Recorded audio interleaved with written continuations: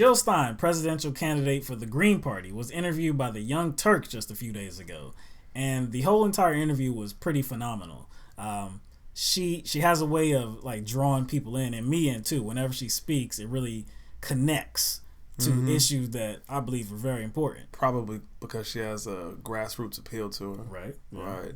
And kind of the biggest elephant in the room is the fact that she reminds us that Hillary Clinton is not the only woman running. Yes, there's another woman in the race, and a very capable woman too. One that is not being propped up by a corrupt establishment media, and that is not running within one of the corrupt political parties as well. You know, there's a lot to like about it. Yeah. And of course she, her stances are very much familiar. With what you mean Bernie Sanders. Progressive. Yeah, progressivism. Yeah. She fights for that. True progressive. Yes. So in this interview, we're going to play you a clip where she was talking about education and how she would treat it and how she would treat the debt, the massive debt that students have because of these rising costs, these college costs. On free college education, it pays for itself. So there may be some money to put in, but it's returned at a rate of about 7 to 1, according to the track record of the GI Bill following the Second World War, where basically, returning GIs got free college education. And Congress was following the numbers. For every dollar that was put in, $7 were returned. So this is just bunk about it not being affordable. It's actually not affordable not to do it. So and what about the existing loans? They should be canceled in the same way that the debt of Wall Street was canceled, essentially writing it off as a digital, sort of a digital hat trick, which is done in the form of quantitative easing. In the case of Wall Street, this was not good for the economy because it simply enabled more reckless gambling with taxpayer dollars, essentially. But in the case of liberating a generation to actually use their skills to do what they've been trained to do, to reinvent the economy, to take the risks that need to be taken in order to create that new economy of the 21st century. So this is great. You'd write off all student loans. We would cancel them in the same way that they were canceled for Wall Street. So again, her idea is that, free tuition at public colleges and universities, and she would cancel the debt, all the student debt. So that's it's pretty progressive. There are some working social democracies in foreign countries that have the same system. Oh yeah, definitely. But to America, it seems far-fetched. It seems like a crazy idea to actually invest. That's funny because I'm glad to invest in education. I'm glad that she brought up the GI Bill because essentially that's free. That we're already doing free tuition. That's right. Now you may say, well, they're providing a service for the country. Yes, but we're actually paying for the service. We're paying for the service, and we're paying for their education when they get out.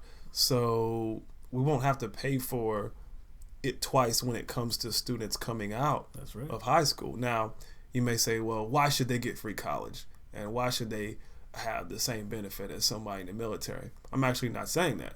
I'm saying maybe we could set something up to where there's some community work being done. I don't know, work with kids, work with the elderly, work with the handicapped. I don't know. I'm just throwing stuff out there. See, off the top of my head. That idea is enlightening because, one, what you would do is provide them education, right? And you would set up a situation where they actually would be groomed to care about their community, care about their environment, care about other people, would not just do for themselves. That would be miraculous, right? Because these are young people, moldable people, right?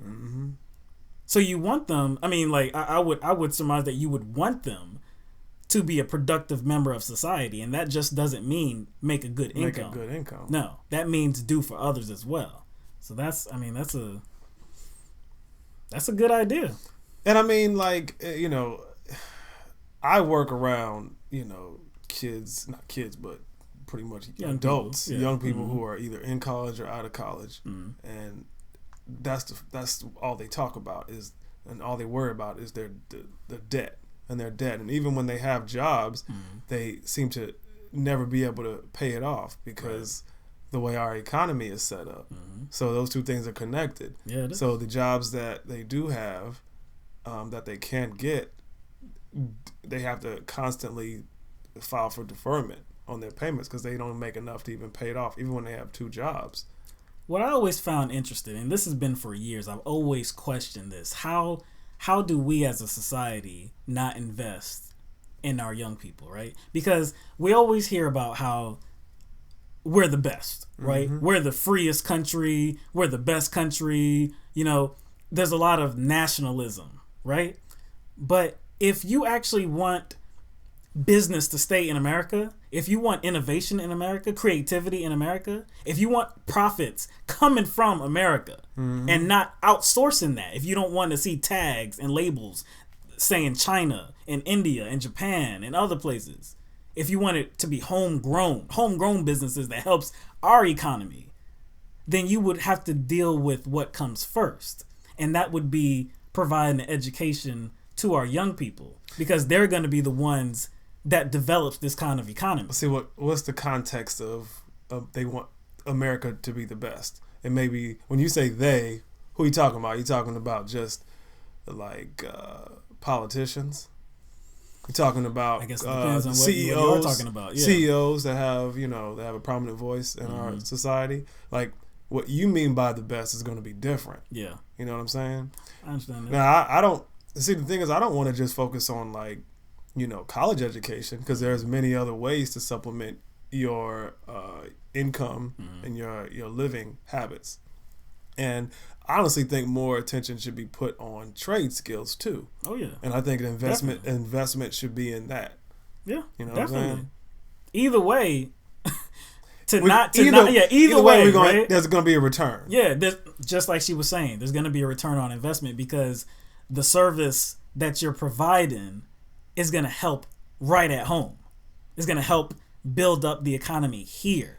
But see, what you're talking about building the economy, you're actually talking about lifting a lot of people up. Yeah. And the result of that is there's going to be a lot of individuals who have reaped the benefits of people slaving. And that income gap, the gap is going to close. The income inequality gap, of course it would. But even if you, more let's people say, would be able to feed their families and live by their own means. See, to me, there's always been something nefarious in the background when it comes to people being denied a living wage, because a living wage actually means that more money will be put back into the economy. But see, that's too logical though. I mean, I don't know why it's too logical to comprehend. That sounds funny, doesn't it? But yeah, if people have dispensable income, where do you think it's going to go? It's going to go back into the economy, because what we know is that people spend. People love to spend. They spend on things that they want. Either it's for a steak, a good meal, for a new car, or a new game, or books, traveling, anything. Gambling. People put money back in the economy. Of course they do, but when they don't got any, it's hard to do that. Do you know what that involves?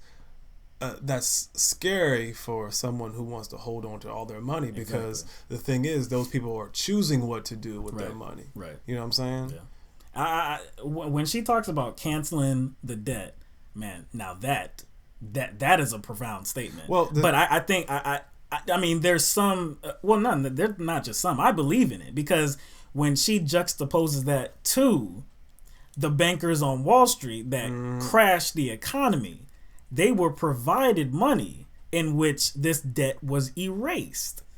So, and even if, and she goes on to say, Jen goes on to say this, but even if you're talking about zero interest loans, because that's what these bankers got, zero interest loans, right? You're not even providing that for college kids. You're making money off of them getting an education that will, in the future, it inhibits them from actually providing, I guess, elevating society, elevating the economy. No, it is. And the funny thing is, you're holding these young adults to a higher financial standard than you are big banks and crooks. And my thing is, the level of debt that has amassed due to student loans actually prevents them from moving on in their life. Right. Because a lot of them are kind of they have a disposition about home ownership. Yeah. Because they can't pay their student loans. Yeah. They don't want to invest in anything. They can't move forward in their life. I've even seen where some college kids have been accepted to really marquee universities, but they won't go to them because of that cost. So, I mean, it's just a bad situation. So, to compare that to Hillary Clinton has an idea, and she's always had this debt-free college idea, right? She doesn't want to go as far as Bernie Sanders and calling for free tuition. She doesn't want to go that far because I don't look. She says that she wants to go big and bold, right? No time for half measures. But she says, free college is way too far. Okay, all right. So she's talking about debt-free college, and just recently, she released details on the initiative on technology innovation. And what will this do? So it will support young entrepreneurs. It's kind of interesting, but it will allow them to forego paying their student loans for up to about 3 years. So that will give them time, to get their businesses off the ground. And in doing so, help the economy. First of all, become job creators. First of all, let's talk about this first before we get into that. We need to be honest about what kind of economy we live in and what kind of jobs are there. We live in a service-based economy. Right. And even in, our manufacturing, there's going to be certain jobs that have to be there. Right. There are certain jobs that aren't going away. Right? Yeah. So essentially, they're here to stay. So our economy works, it's contingent upon everybody not being professional entrepreneurs, right? Yeah. There's always going to be an owner and there's always going to be a worker. A worker, yeah. So my thing is, how do you determine or how do you define who's an entrepreneur or not? How is she defining that? Can I start a lemonade stand and be considered an entrepreneur and get my free college or my student loans paid off? You see what I'm saying? What's also interesting is that there's no word on average workers like you're talking about. This is all about entrepreneurs, and really, what is the basis for that? Most times entrepreneurs are already established. They've already been established. So I'm if they had the money to start the business, then their student loans should be paid off, right? Yeah. I mean, even if they weren't, why are you highlighting just young entrepreneurs and not the average worker? Because the average worker has student debt too. So this does nothing for them. All this does is helping the elites. It affects. Yeah, it only helps the people who they work for. Yeah. But are you surprised? This doesn't sound like progressivism coming from the Hillary Clinton camp. It just doesn't sound like that at all, but she portrays herself. This is the opposite of bold. Yes, opposite of bold. She said that it's time for big and bold actions in regards to the economy. This is very gray and warm colored. Incrementalism.